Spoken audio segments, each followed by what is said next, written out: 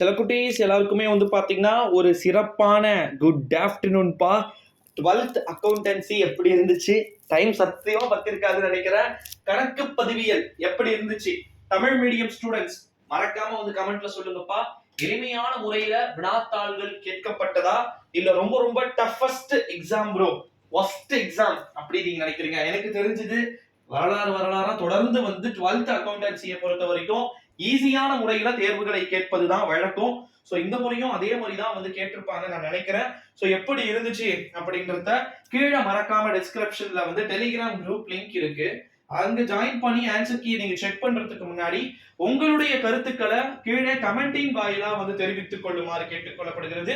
Reason என்ன அப்படின்னு வந்து பாத்தீங்கன்னா, சில பேருக்கு ஈஸியா இருந்ததாகவும் சில பேருக்கு ரொம்பவே வந்து டஃப்பா இருந்துச்சு ப்ரோ, கொஞ்சம் கஷ்டம் தான், டைம் பத்தல. நிறைய பேர் சொன்னது டைம் பத்தல. எப்படிப்பா பத்தோம்? 7 ரீடில் எழுதணும், ஸோ 2 மார்க் எழுதணும், 3 மார்க் எழுதணும்.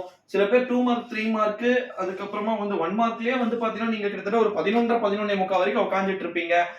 சோ அடுத்ததான் வந்து சில பேர் 12:15 தான் ஸ்டார்ட் பண்ணேன் ப்ரோ நான் அக்கௌண்டன்சியே, அதாவது டீட்டெயில் எழுதவே நான் வந்து பாத்தீங்கன்னா கிட்டத்தட்ட வந்து 12 மணிக்கு தான் வந்து நான் ஸ்டார்டே பண்ணேன் அப்படிலாம் வந்து சொல்லிட்டு இருக்கீங்க. சோ உங்களுக்கு எப்படி இருந்துச்சு அப்படின்றத சொல்லுங்க. டைமிங் அப்படின்றது இங்க ரொம்ப ரொம்ப முக்கியமான ஃபேக்டரா வந்து பார்க்கப்படுது. ஸோ அது ஈஸியா இருந்திருக்கும் தான் நினைக்கிறேன் உங்களுக்கு. ஏன்னா நம்முடைய சப்ஸ்கிரைபர்ஸ் எல்லாருமே வந்து பாத்தீங்கன்னா டிஃப்ரெண்டான ஒப்பீனியனை வந்து சொல்றீங்க.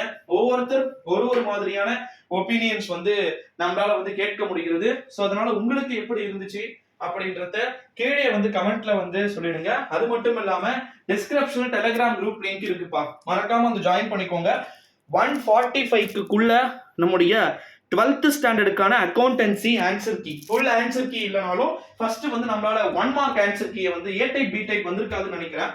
12th அக்கௌண்டன்சிக்கு கெமிஸ்ட்ரிக்கு தான் வரும், கெமிஸ்ட்ரி பிசிக்ஸ் அப்புறமா வந்து மேக்ஸுக்கு தான் வந்து ஏ அண்ட் பி டைப் வரும். ஏன்னா 12th standard computer science computer அப்ளிகேஷனுக்கே answer key A type B type வரல. ஸோ அதனால வந்து 12th அக்கௌண்டன்சி கணக்கு பதிவியல் எளிமையான முறையில கேள்விகள் கேட்கப்பட்டிருக்கலாம், எளிமையான முறையில வினாத்தாள்களுடைய வடிவமைப்பு இருந்திருக்கலாம் அப்படின்றதையே நான் சொல்றேன்.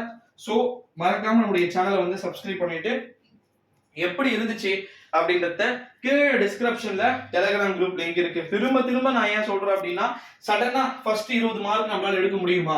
டக்குன்னு கொஞ்ச நேரத்திலே வந்து பார்த்து தெரிஞ்சுக்கலாம். அது நம்ம அழகா பண்ணணும் அப்படின்னா நமக்கு டக்குன்னு ஆன்சர் கீ வேணும். ஸோ அதனால வந்து மறக்காம ஜாயின் பண்ணிக்கோங்க சில குட்டீஸ். நெக்ஸ்ட் அடுத்த கட்டமா இன்னும் கொஞ்ச நேரம் தான் எக்ஸாம் இருக்கு, மேக்ஸ் இருக்கு, பிசிக்ஸ் இருக்கு, அவ்வளோதான். அது முடிச்சிட்டிங்கன்னா ஆல்மோஸ்ட் உங்களுக்கு எக்ஸாமே ஃபினிஷ்டு. ஸோ அதனால வந்து எளிமையான முறையில் அடுத்தடுத்த தேர்வுகள் கேட்கப்பட போறாங்கன்றதுல மாற்று கருத்துக்கு இடம் இல்லை.